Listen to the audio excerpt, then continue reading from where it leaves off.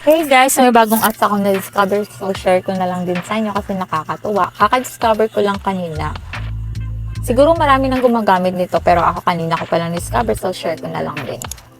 Punta kayo sa App Store, search niyo yung Stream Champ.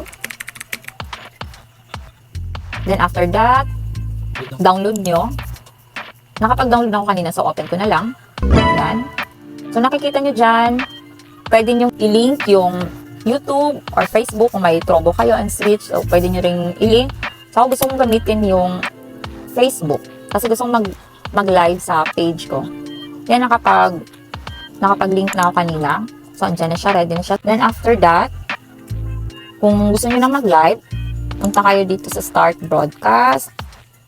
Nakikita nyo dyan, yung title, pwede nyong palitan. Yan. Hi guys! I'm live.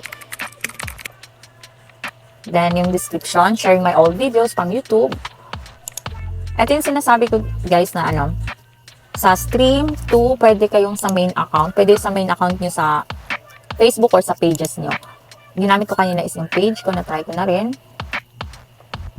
After that, kung gusto nyo nang makapag-start ng broadcast, click nyo lang tong create broadcast.